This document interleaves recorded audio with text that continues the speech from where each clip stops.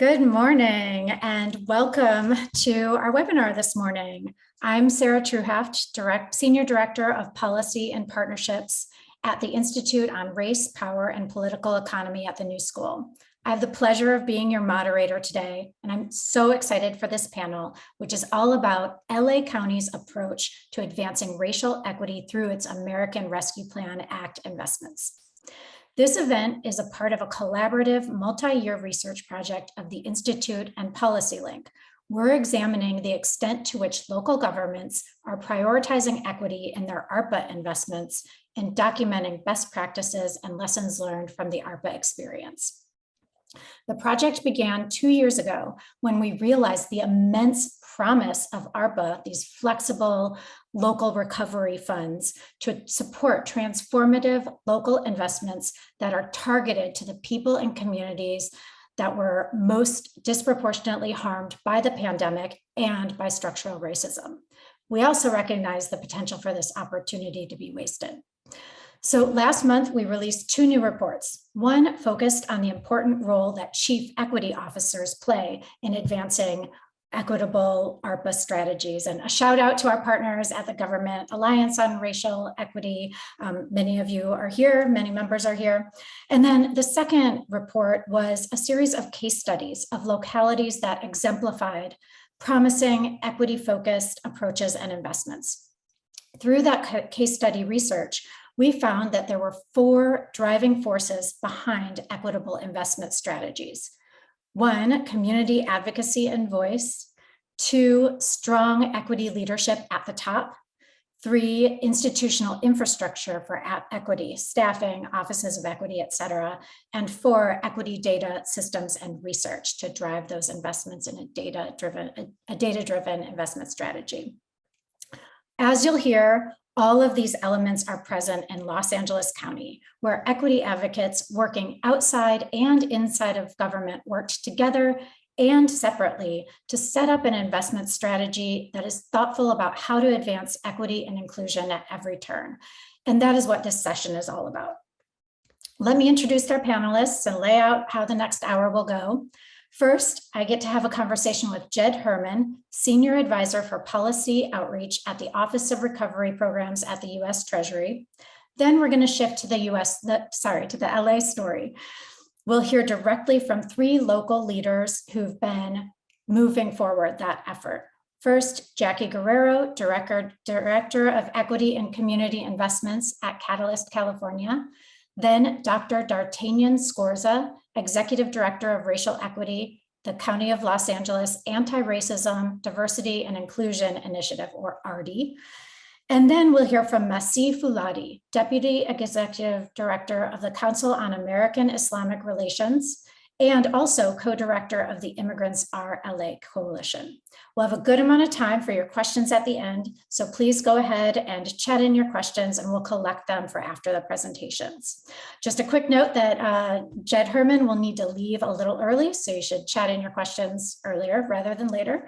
And I think that we're really excited for you to take away some ideas, nuggets of knowledge about how you can help embed equity into public investments in your communities from this conversation. So let's shift to the conversation with Jed. So Jed, thank you for joining us. You recently celebrated the 2nd anniversary of ARPA. Could you tell us what that signifies to you? Sure. Well, thanks for having me here this morning. Really appreciate all of your efforts and the work going on in Los Angeles. I'll just start by saying it's amazing how far we've come in the past 2 years since the American Rescue Plan Act passed. Secretary Yellen recently noted in some remarks to local leaders that if you look back at where we were in early 2021, before widespread access to vaccines, before the passage of the American Rescue Plan, the strong recovery we've had was certainly not guaranteed. Indeed, as she said, absent the American Rescue Plan, the experience might have looked a lot more like the aftermath of the Great Recession, where fiscal challenges, ongoing layoffs of public sector workers, cutbacks in public services, hurt families trying to get back on their feet, and served as an overall drag on the economy for years.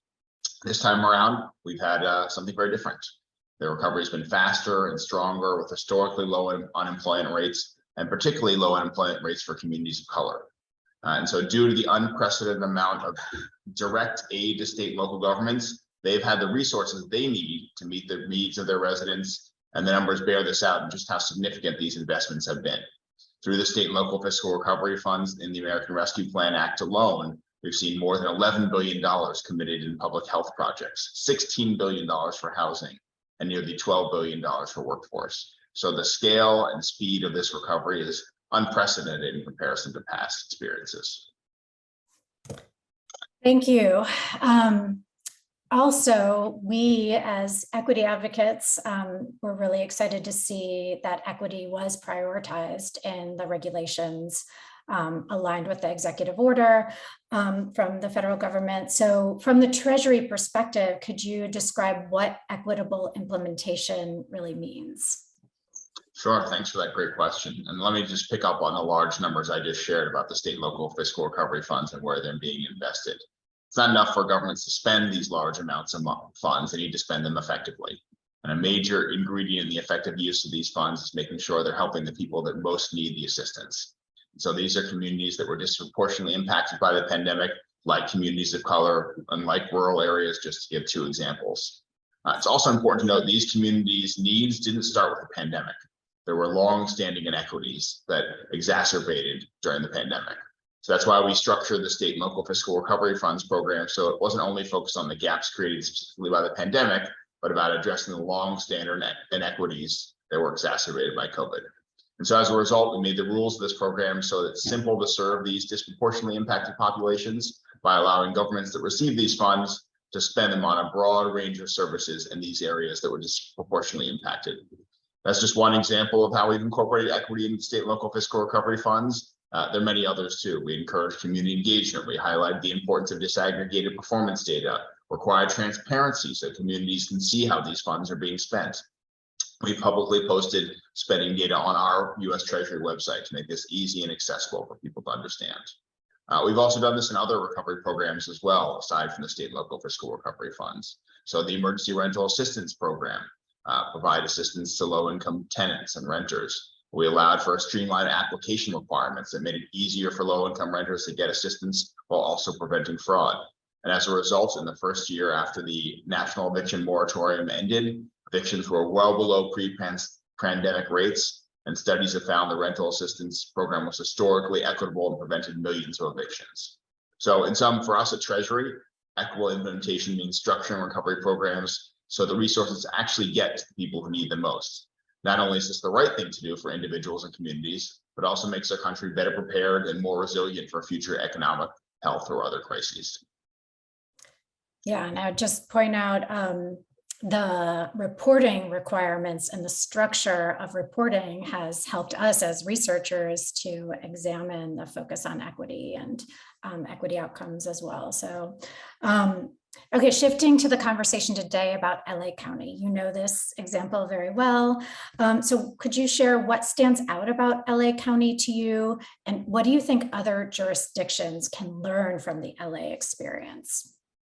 That's a great question. I'm glad you're having this webinar today to talk about this topic. LA has prioritized equity at a high level and developed equity principles to guide its recovery work, as your case study makes apparent. But LA has not just said that equity is important, but it's actually developed tools that put that commitment into action. So disparity mapping tools and our budget process that incorporates equity, tracking results for specific populations in need of services, incorporating evidence and evaluation. It's these kinds of tools that take equity from being a theoretical concept down to the implementation level to make sure funds are being spent in ways that are, as I said, actually improving outcomes for those people that need it most. And to your second part of your question about what other jurisdictions can take away from this, I think quite literally is how to create systems and tools that allow governments to implement programs in a way that improve equity. So we're seeing governments that are at the forefront of this work, like LA County, that are using equity budget tools, disparity mapping, disaggregated demographic data to identify needs, then using evaluation to identify effective practices for underserved populations, tracking metrics to measure the effectiveness of these efforts, allowing them to make course corrections if they're having the intended effect. And so, in fact, at Treasury, we've put out an equity and outcomes resource guide, which is designed to lift up good examples of how governments are doing this work. This guide is available on our website and is designed to spread the kinds of practices we're seeing in places like LA County. We know that cities, counties, state governments are learning from each other, and that's so important. So webinars like today are a key ingredient in that. We at Treasury want to do our part to spread those best practices among governments as well. As you mentioned, one way we do that is by putting this reporting data on our website and making it very transparent. So not only can advocates and researchers like you understand where these funds are being spent, but governments can understand where other governments are spending. What are exemplary projects that are happening across the country, and how can governments learn from each other? So I want to thank you again for having me here today for this important conversation.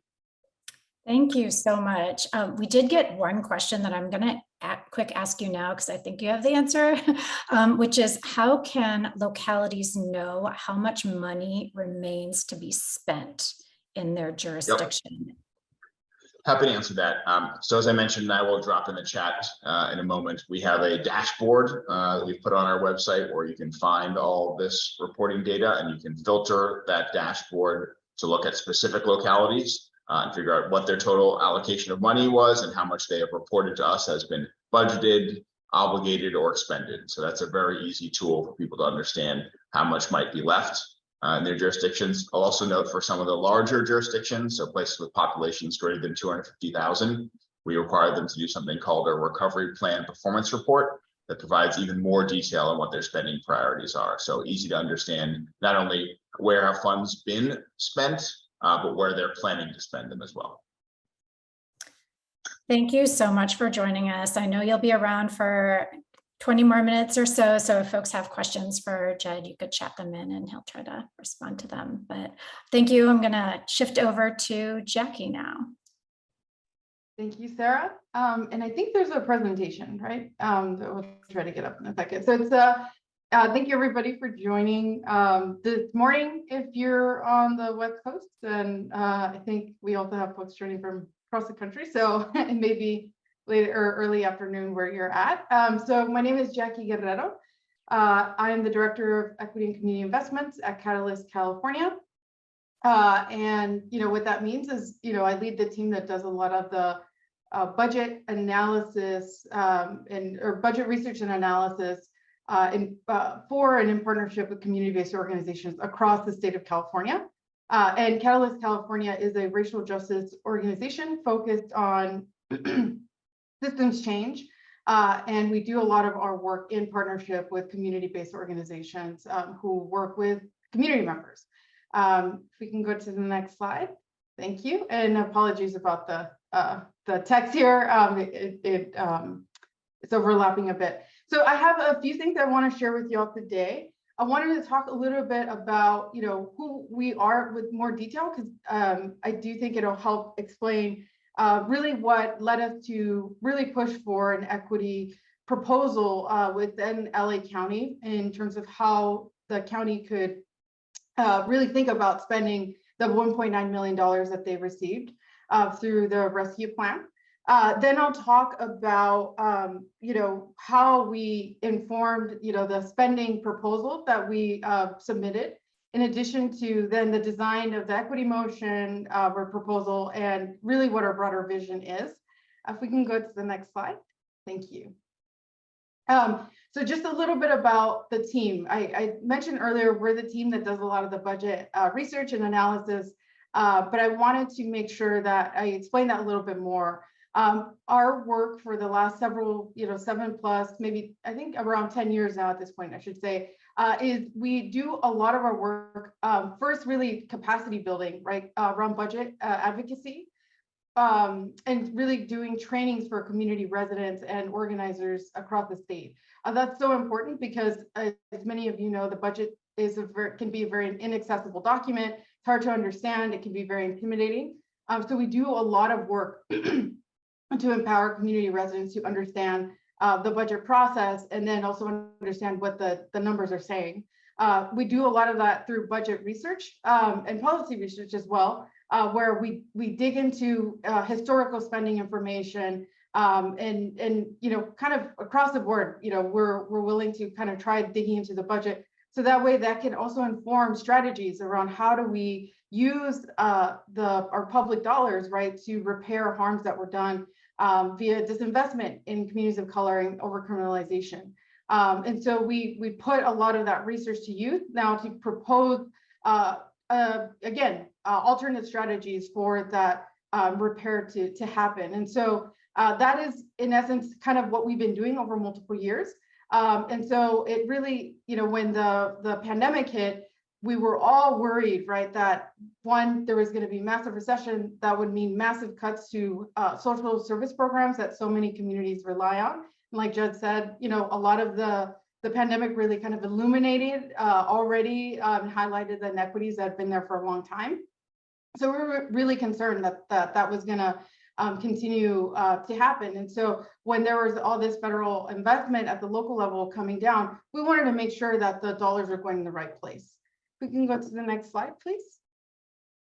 And so we quickly, because everything we do is done in partnership with community-based organizations, we work with our colleagues in LA County, Intercity Struggle, Community Coalition, SEIU 2015, and also, our partner who we have here today as well with Masih, with the Council on American-Islamic Relations in LA, we came together and wanted to quickly provide a framework for what LA County could do when they, after the American Rescue Plan was passed, and we knew that the county was going to be getting a lot of money because with the CARES Act funding, at that point, we were just all still trying to really focus on rapid response and services to communities. So it was much harder at that point to think more proactively around how do we use equity to design how money is spent. We can go to the next slide. And I apologize if I'm going quickly. If there's any questions, please drop them in the chat and I'll try to get to them after. So in terms of why we did this work, one thing we learned a lot was that, as we know, right, budget decisions are often made internally. There isn't a lot of public input. And then other things that we saw is that, often one-time funds, with the rescue plan being one-time funds, right, we've seen in the past, they can often be used in unequitable ways, as in, money is either decided around how it's spent internally, or maybe there's a portion of it that's equally divided among districts to make it fair. But the thing we know from the data and community stories is that the pandemic wasn't fair in terms of, hitting communities equally across the board. We knew that there was parts of the county that had disproportionate impact of the pandemic or felt it, and we knew that there needed to be more money, right, being directed to those communities. The other thing we had seen too is that there was a lot of lack of transparency before money came down and after spending decisions were made, that we wanted to make sure we had insight into those, tracking of the dollars. But the second part is also just being part of the implementation phase. And then, the other thing too, that, we knew there was a lot of groups already coming together to focus on identifying specific dollar amounts for specific programs or services. And what we wanted to do was think more about the way that money was distributed to those programs and other services, so that there was equity baked in at the very top, right, the very beginning. And then lastly, right, we wanted to use data to inform how we spent our dollars. We can go to the next slide, please. And so at the same time that we, again, we're doing a lot of budget equity work, other folks within our organization we're also working on an index. And this is an interactive tool. I'd be happy to share it with y'all, focused in California, that took 10 indicators, community indicators, and brought them together to identify the highest need communities by zip code across counties, right? And so here you see an example of LA County, and the darker the red color, meaning the highest level of need that those communities in those zip codes were, again, experiencing the impacts of the pandemic. And so, we have all the indicators listed on the left-hand side. We also broke it down by risk of getting COVID, severity of getting ill if you got COVID, and then, the recovery, how quickly or what supports you needed in order to recover from the pandemic. And so this tool was so critical in helping us then use as a foundation for thinking about the way we were to split the $1.9 billion that LA County got. We largely leaned in on this data set, in addition to, as well, talking to our community partners to inform not just the formula, the equity funding formula, but also the principles the equity principles on how, the county should also be thinking about spending their dollars. We can go to the next slide. And so when we were developing the proposal, again, the equity index, because it was a zip code geographic based kind of mapping tool, we were able to then use that tool to identify the population size of high need communities, and then pair that with the fixed dollar amount, $1.9 billion that LA County received, to then develop a formula that tried to emphasize more investments in those high need communities, where we knew that, again, the need was so great. And so we used a formula in that manner to basically come up with dollar estimates that could be then really directed to those zip codes. Our equity approach was really informed by geography. I want to acknowledge that this approach is not without its flaws, and it does require more scrutiny and refinement. But I do think it's a starting point to think about how do we use data and community stories to guide investment strategies. Because again, in the past, without that data-driven community stories, dollars kind of default to the status quo of the way government typically makes decisions, whether it's, folks just reach out to, social service agencies saying they need help, but there isn't a lot of targeted outreach or targeted approaches to, again, identifying and reaching those communities. And so, in addition to this equity formula, we really also thought, it's important to have a dashboard for how, we're seeing dollars go out. There also needs to be a plan for reaching non-geographically concentrated communities, because again, you do have some communities that are not geographically located. When you're thinking about LGBTQ population, the unhoused population, they're spread out across the county. So there does need to be an additional plan, in addition to even thinking about dollars that can directly go to supporting those communities. And there were a few, again, in the equity principles that I mentioned earlier. But ultimately, what we wanted to do as a community organization or in partnership with community is really be active also in the implementation phase. And I know my colleague Masih will talk more about that, but this is so important, at least just to lay the groundwork at the county. We can go to the next slide, please. So, our broader vision, right, is that, the ARPA dollars, the 1.9 billion was really the initial starting point, right, to integrating equity into the budgeting process and principles of the county. For us, this was an opportunity to try innovation. We know that there are things that we could do better, but it allowed us to begin introducing that concept and those principles and practices at the county. It also allowed us to pilot really initial strategy for mending the harms done to BIPOC communities through equity-driven budget strategies. And then ultimately, what we would love to see is for this model, right, after we've improved it, to be more incorporated in the regular budget development process, right, with the ongoing billions of dollars that the county has. Now that we have, again, a test case of what works, what doesn't work, what needs to be tweaked. So happy to answer questions where it makes sense, but thank you so much for having me this morning.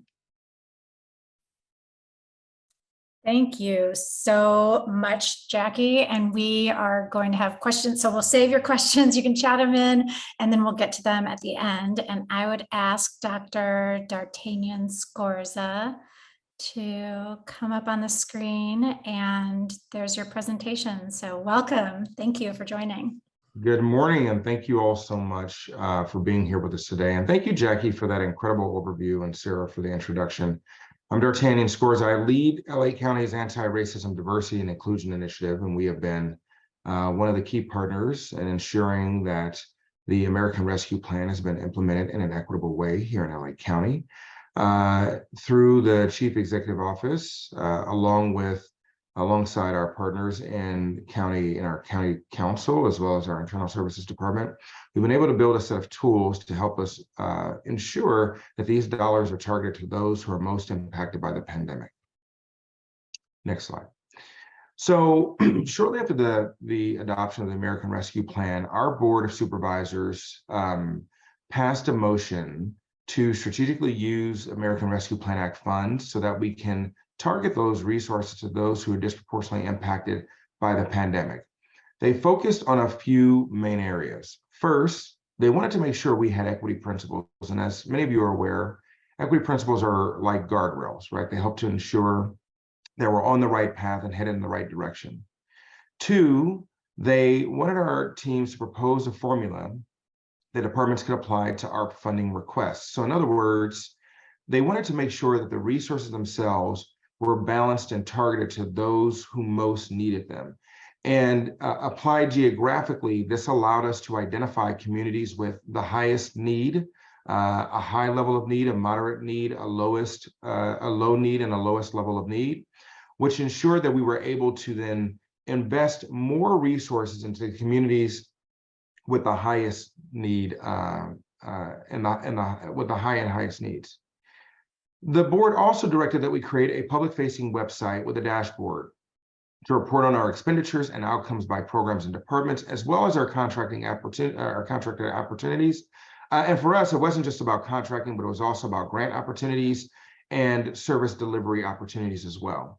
And then finally, recognizing that data that we may have through the Census Bureau or through other internal county resources may not entirely capture the needs of all of our communities, directed us to build out a plan to capture the needs of those who are not geographically concentrated, and more specifically, looking at communities who typically are not on the county's radar when it comes to providing resources and or services.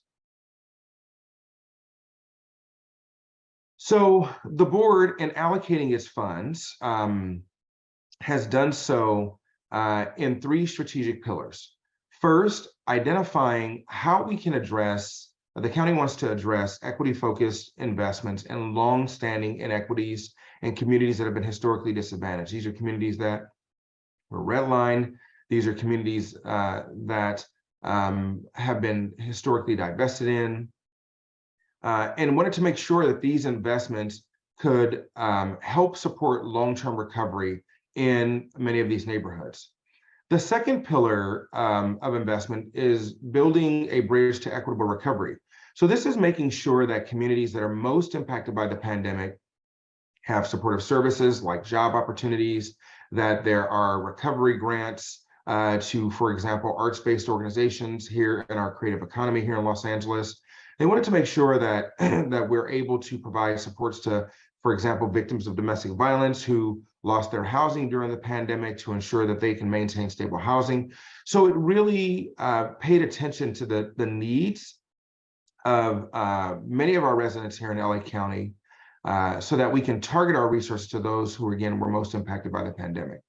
The third pillar was making sure that we can sustain fiscal stability and the social safety net. So that's making sure that families have access to food, they have access to rental vouchers, they have access to resources that helps to ensure that they don't fall further and further into concentrated disadvantage, or that they don't, for example, lose their housing. So that's rent relief, restaurant recovery programs, et cetera. Through the allocation of these resources, we were able to take both Treasury's guidance as well as our board's directives and create a program design process that ensured that when these allocations made their way to our departments, that the spending of those dollars was done in an equitable fashion. So what does that mean? We looked at the goals our departments had. We identified how, by choosing and identifying a set of goals, how they were going to accomplish those goals, how they were going to evaluate their outcomes, and how they were going to meet the needs of the populations that they said they wanted to serve. We also realized that it was important to streamline our contracting process. And so our departments worked very closely with our teams in the Chief Executive Office and our County Council to remove as many barriers to contracting as possible. We took our contracting process down from 10 months to 3 to 4 months. So we were able to streamline our contracting and solicitation process, still upholding both federal guidelines as well as our local county requirements, for example, to manage risk, and or other significant issues that could emerge. But we were able to remove requirements that really created sort of a burden to some of our contractors through this equitable contracting process. We also launched a deep outreach and engagement effort. One of the things that we realized here in LA County, with a county of our size with 10.1 million residents, is that we have roughly 40 departments, and these 40 departments engage with community members through a series of activities. They may have participated in a set of studies to help inform their departmental strategies. They may hold town halls or listening sessions. We work with our departments to pull in both existing outreach efforts, but to also identify where there may be gaps in their outreach efforts, both in their design phase, so at the point at which they were designing the program, throughout their implementation phase, so throughout the period at which they were launching and delivering on grants or services or contracts and the like. And then finally, we built out a set of publicly accessible data tools. And I'll go into that a little bit more in detail here shortly. So what we realized was important for us to do here in the CEO's office and in ARDI was to help our departments understand how to use data. So we did a few things. So here on the top left-hand side, what you see is a geospatial information systems tool that mapped many of the indicators that we use to identify folk who were most at risk during the pandemic, those who needed the most support, so they were more likely to need recovery support, and those who faced significant and or severe risk as well. And so we mapped that onto our communities. And as you saw earlier with Jacky's statewide COVID Vulnerability and Recovery Index, we were able to overlay those indicators geospatially to identify at the census tract level where neighborhoods that had the greatest need were. We work with our departments to then make sure that their resources, that in their program designs, they were able to target those neighborhoods specifically with their program services, grants, and the like. So if, for example, one of our departments, our Department of Social Services, wanted to deliver access to and provide access to our food assistance program or supplemental assistance nutrition program or food vouchers, they were able to find and identify the communities where there was the greatest need or the greatest gap in people who have signed up for food assistance programs versus those who might not have. They were also able to overlay that with a language layer. So for example, if you go to certain neighborhoods in LA, Los Angeles County has about 200 languages that are spoken. But if you go to certain neighborhoods in Los Angeles, they may be monolingual, and as a result, may need outreach in a language that makes that service accessible to that community. And so our Department of Public Social Services was able to use this data to better target their outreach as well as application process to those who are most impacted by the pandemic and also have significant needs based upon their geography and their neighborhood. We were then able to take, I'm sorry, we can go back just one second. We were then able to take that data where the programs were designed and overlay it with the locations where the services were being applied. So for example, the top right-hand side, what you see is a project viewer. So if you're a member of the public, you can come to our website and you can actually see exactly where we are delivering those services relative to where the need is. Down on the left-hand side, what you're also able to see is you're able to come to our site, plug in your address, and within a 2 to 5 mile or a half mile to 5 mile radius, understand exactly where the services are that you might be eligible for in your neighborhood.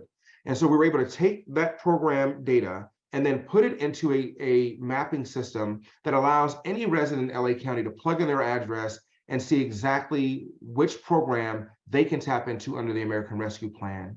And then finally, we built out a dashboard to track spending, contracting opportunities, to make available the contact information for our program leads and the like. So you can come to our ceo.lacounty.gov/recovery website to see any of these websites, any of these tools, and they're all publicly available, as well as currently being used by our departments. What we also did is we partnered with philanthropy and a number of local community-based organizations to help prepare them to compete for American Rescue Plan Act dollars. So we know that there are federal solicitation requirements that we must adhere to, and we know that there are many community-based organizations who would be able to provide support and services to their within their communities and within their neighborhoods if they, have the capacity to do so.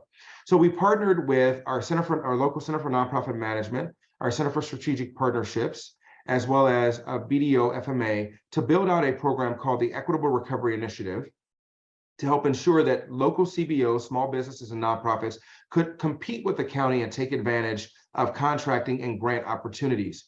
We also worked with our departments to make sure that they were providing technical assistance in multiple languages to applicants for our economic recovery grants, our small business recovery grants, our COVID relief grants, our mortgage,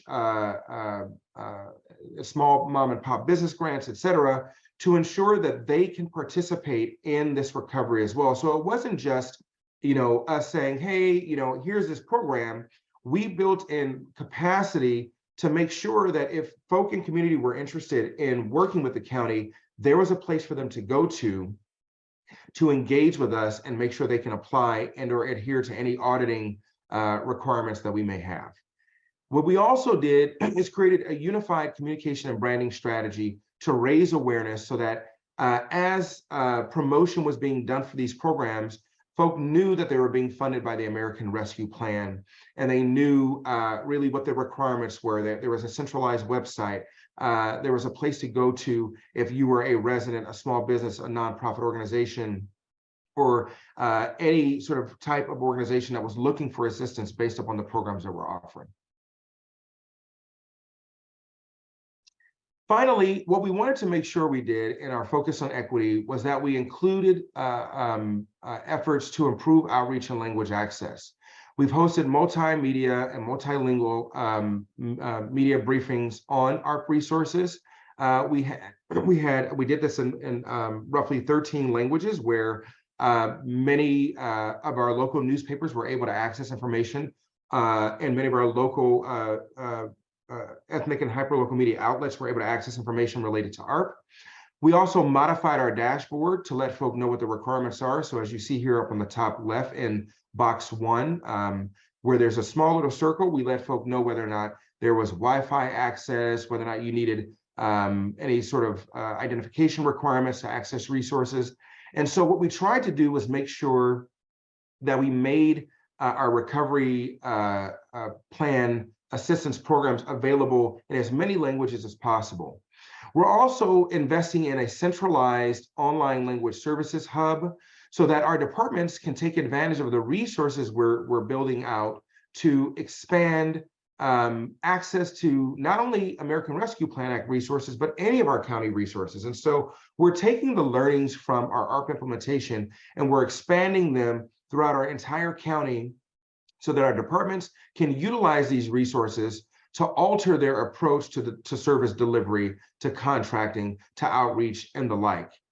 And then finally, we created a master services agreement that explored minimum requirements, explored what we expected from folk who were soliciting services and support from, so that they could effectively compete. And we made this master services agreement possible for all of our departments to use so that we can streamline and expedite the solicitation process. So what this looks like is, if a department needs evaluation services, or if they need outreach services, or if they need any type of service, we have one central county-wide agreement that they can utilize to go procure those services, which is open on an ongoing basis. So if you're interested or anyone was interested in bidding on services in LA County, this is an open solicitation process where you can become a qualified vendor.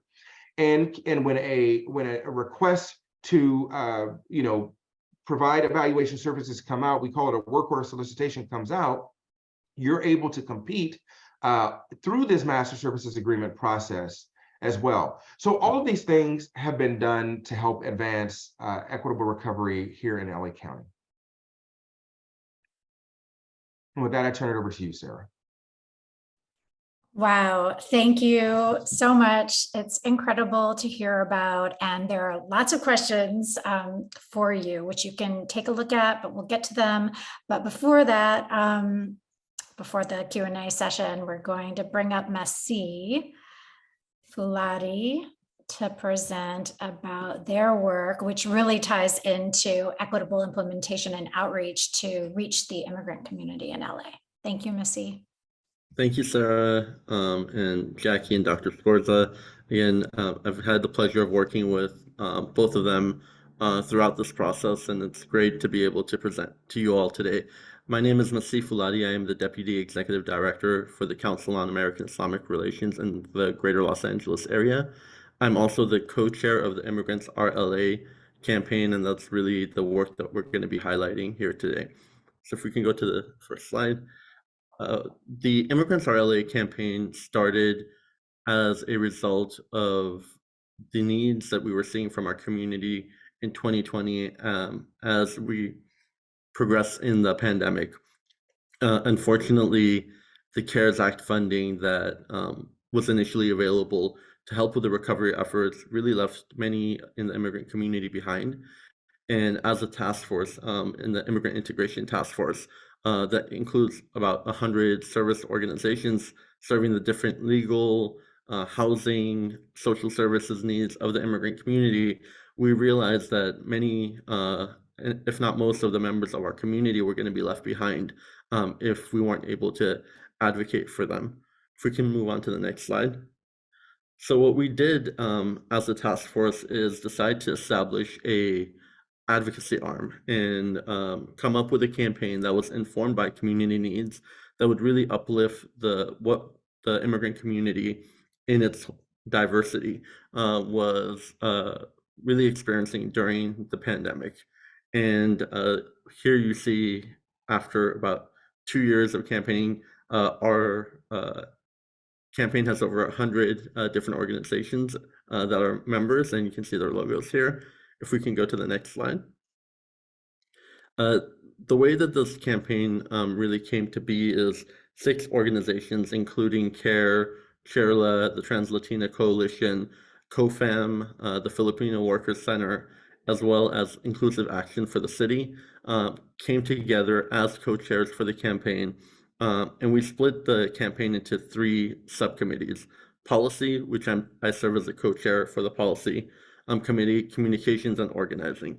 And our hope was to just build capacity within the immigrant-led organizations in LA County to be able to advocate for the immigrant community when it came to funding, resources, and the needs of our immigrant community.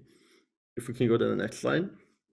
And so as we were in 2020, just trying to assess what was really happening and what the immigrant community needed, what we were hearing from community members was, again, the impacts of poverty, unemployment, homelessness, food insecurity, the gap when it comes to educational achievement, the inability when it comes to inequality, when it comes to income, were all things that were really holding back the community. And what we decided to do is a survey that was facilitated by 68 organizations that were a part of our coalition to get input and feedback on what folks on the ground needed. And so the next slide actually goes into a little bit of detail on that. And what we were seeing is, again, housing across the board was the biggest issue in need, that and rent, assistance with rent and utilities. Direct cash assistance was another thing that folks needed, as well as food assistance. And then again, at 70% of the respondents said they also needed some kind of support with immigration services.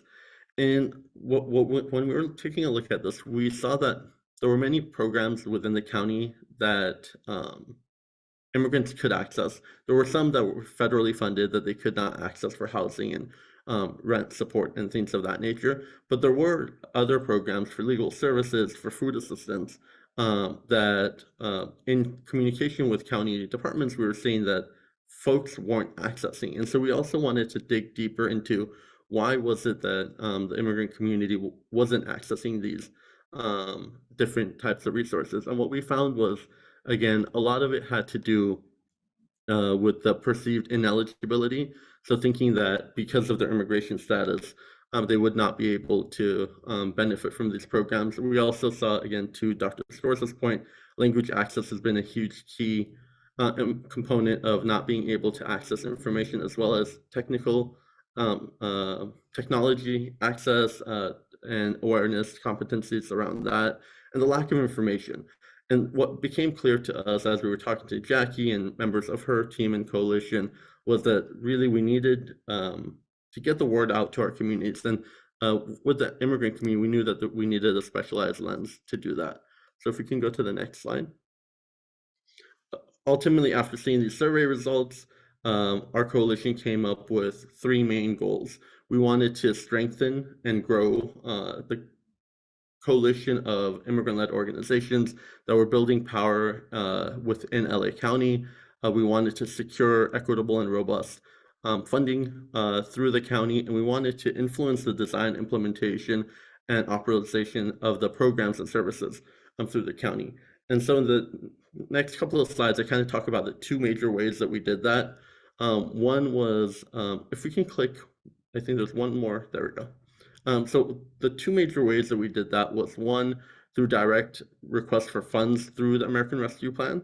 And so in early 2022, when everyone heard and saw what was going on with the American Rescue Plan, we love the fact that the same restrictions that really were present during the CARES Act were not going to be there for our community. We knew there was still a lot of complexity in terms of how these funds could be used, but for the most part, we knew that the immigrant community could access this fund in a much more equitable way. And so we took the needs of our community and we came up with these 7 asks. We wanted funding for COVID stimulus programming, for universal legal representation, for capacity building for immigrant organizations, for funding for digital equity, tenant protections and rental assistance, food assistance programs, and an equity service navigation program. If we can go to the next slide. And here we kind of highlight some of those major wins that we were able to coordinate within the county, including funding going towards universal legal representation, funding that was put aside for capacity building for immigrant-focused CBOs, food assistance programs, and an equity service navigation program that we really worked closely with Catalyst California on. And I think our hope and desire throughout this campaign, as we were making these financial asks, was not only to, again, get the community really the needs that they had been seeking and trying to get solutions for them, but to everyone's point on this presentation, we know that there are so many historical inequities that have existed, and we wanted the ARPA funds to be a way to correct some of those issues, but also to set the immigrant community up here in LA County to be able to be involved in budget advocacy going forward. Historically, that's not something that organizations and the community have had the capacity to do, and so we really wanted to use this opportunity to build our internal capacity, to have these wins, and to really have a proof of concept of why organizations should be involved in the budget process. And then the last 2 slides really talks about another component of the goals that we had, which was really trying to influence the design and implementation of how the county serves immigrant communities. And that's the partnership that we've been working on with Dr. Scorza and his team at ARDI. We were able to pass a motion that really asked for enhanced coordination between immigrant populations and the county, particularly, again, ARDI, the Office of Immigrant Affairs, and the Department of Consumer and Business Affairs. And the hope in this effort was to understand some of those gaps and why services weren't reaching the immigrant community that we had seen in our survey, and we kind of had become aware of over the past several years. And so through this motion, we've been able to get some victories that are highlighted on the next slide that Dr. Scorza actually already mentioned in his presentation too, including really just transparency on what will be needed to assess whether a community member, an organization can access these benefits. Is public transportation something that is easily accessible? Do they need to be there in person? Do they need internet access? Is an appointment required? We've also been continuing to work with ARDI on language access efforts and are going to be collaborating on the survey of county departments to make sure and get a better sense of how are they working with the immigrant community? What are the gaps that they're seeing, and how can we fill those gaps with other efforts within the county going forward? So I think, again, ARPA in total allowed us to assess the needs of the community, realize that many of those systemic inequities that existed were being perpetuated, find solutions that worked for the pandemic, but also put ourselves and our community in a place that we can continue to build forward from. And I think the last slide is just thank yous and yeah, we'll just go to the thank you one. Thank yous to the California Community Foundation, Weingart, the California Endowment, and the Latina Community Foundation. Without them, we wouldn't be in the place that we are now. We've been able to establish this coalition to really increase our reach within LA County and to get these wins through the American Rescue Plan. And what we're hoping now in 2023 is to be more involved in the normal budget process here in LA County, as well as other types of funding opportunities that are coming through the federal government for infrastructure that can benefit the immigrant community. So thank you for listening to me today. Thank you so much, Masih, and all of the panelists. I mean, this is such rich information and so much going on and so much iteration and collaboration and kind of seeing how first steps are playing out and then continuing to advocate for inclusion along the way, right? So a couple buckets of questions in our last 8 minutes here. I think one is around getting started, right? So we have a national audience here.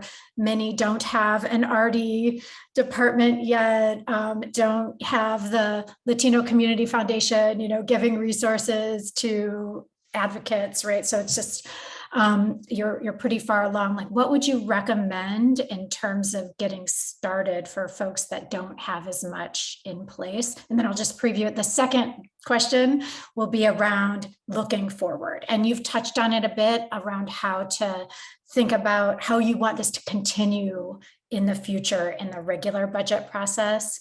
What are the lessons and how to make this more permanent? So, but if we could start with like, what would you recommend for folks that are earlier on in their process?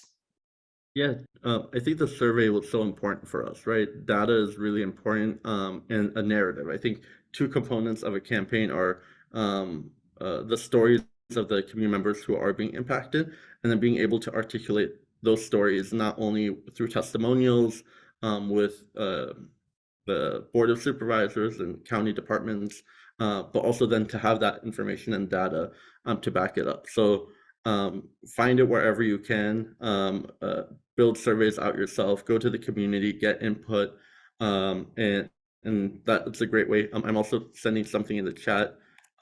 We work very closely with Dr. Manuel Pastor of USC's Equity Research Institute.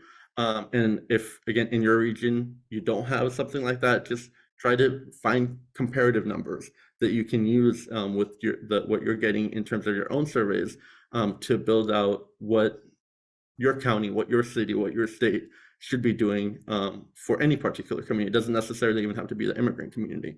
And I think Sarah, can you just remind me quickly of the second question?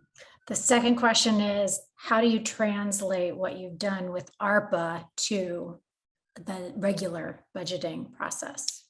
Yeah, I think what we really try to do with ARPA is build the infrastructure. So we knew that you're going to continue to have to work with the county board of supervisors. You're going to have to work with these county departments, and you're going to have to understand their self-interest, the major partners, and the landscape of where you're working and who you're working with, and being able to kind of do that with a time-bound advocacy project. Now we know, okay, how to pace ourselves out with something in the budget. We're also prepared for other opportunities that might come across. Again, anticipating potentially funding for infrastructure coming into LA County, and how do we get in front of that and make sure that the immigrant community is represented. And I think we have progressive leaders in LA County. We have great leadership within various county departments, but when the system gets so big, right, it's really hard to influence change unless you're loud and unless you have data and unless you continue to work with others. So find those opportunities around initiatives, whether ARPA or others that come your way, to connect with other partners and connect with leaders that you think have the interests of the community at heart, because that change is going to be slow, but little by little you might be able to get on a road where equity looks like a true possibility. Is it okay if I jump in, Sarah? Just Please. a little bit more to that. I would just say, like, I think what Masih said is very spot on, and just want to underline, like, in there are communities that you don't have that kind of progressive majority, but I do think there are still avenues there, right? The survey is actually really important. You know, we have a lot of data tools, a lot of like folks that can, like, you know, if you don't have access to that, you know, a survey is a really good just starting point, right? To getting, to getting data to show that there's a need and a desire for these services that folks have been calling for. And you can, you know, try to take a representative approach of getting, you know, folks across the district or jurisdiction you're at is important. I think the other part to that too is like that partnership. I mean, this worked really well because we have good relationships, right? Like Dr. Scorza is here. He's doing really important and the heavy lifting within LA County, and you know, we're trying to provide, you know, outside support as well, and you know, Masih, and through the important work they're doing through the coalition. So that kind of partnership, it can be very fruitful, and I just want to encourage that, especially when we're talking about creating something new. You know, oftentimes in government, like there's sometimes maybe a fear of, like, you know, maybe trying something new, or there's questions of like, how do we do it, right? And I think really kind of coming with a proposal around, you know, if you're, especially cities, many places don't have health departments, right? Like thinking like, okay, what are the basic building blocks that we need to start, you know, kind of creating to kind of get to that vision that we have, like Masih is saying, over time, right? If we look back 10, 15 years from now, you know, we started building something together. And so I just really want to encourage folks to, like, also, you know, develop those relationships with folks in government. I think folks in government value having those external relationships too, because sometimes this work can be maybe a little bit lonely. I'm guessing, I don't know, Dr. Scorza, I think maybe you think differently, but then also, you know, kind of really thinking about a long-term goal and planning, right? Not just the initial 1 to 2 years, but really thinking, how do we build something over, you know, a decade, right? That we can look back and say we started it during this time. So that's just some you know, guidance there that I've seen really works out. Thank you. And we have 2 minutes, maybe a minute and a half, D'Artagnan. Just closing thoughts around these 2 questions around getting started and going forward. Yeah, if you're working with a jurisdiction and they're trying to figure out where to get started, one of the things I would encourage you all to consider is a couple of things. First, many jurisdictions were trying to figure out how to use this revenue to address their losses, right? So I think a lot of jurisdictions use sort of the loss recovery provision to help move things forward in their jurisdiction. But what I would encourage us, and what I would encourage all of us to consider doing, is starting with the data, right? So one of the things that we did here is we looked at Treasury's guidance, we looked at what Treasury was asking for, and we started with the data, and we started with a commitment from our board to be equitable. So our board offices were the ones who said, we're going to make sure that equity is prioritized, And that helped to drive everything else that we did. So that's one thing. At least hopefully a response to the one of the two questions. Final thoughts that I hope I can leave with you all as we wrap up is, you know, even though we're presenting what we're presenting today, by no means was this an easy job. It is a major lift. And I know some jurisdictions don't always have commitment to equity, right? I know some of us don't always have folk that are on the same page as us. So I would encourage us to think about where approaching this work might be values aligned with folk who may not, where diversity, equity, inclusion may not even be a thing that you can talk about in your jurisdiction, right? But most people will talk about how we can make sure our kids are eating well. Most folk will talk about how, you know, we can make sure that people in our community are able to get to work, right? Finding those key and common things that you know your electeds and that you know your jurisdictions will support are really important places to advocate and really important places to build capacity around this work, even if you can't say we're going to do everything equitably. So just encouraging folk to think broadly about how this work can be applied. Thank you all so much. I think that we could stay on for another half an hour. There are a lot of questions here, but we're going to send a follow-up email with the webinar itself, with the deck that you saw, with contact information for folks who are willing to share it. And this research our research is going to continue. Our project is continuing. We'll continue to track what happens in LA County and try to update you. Thank you for joining and have a great day.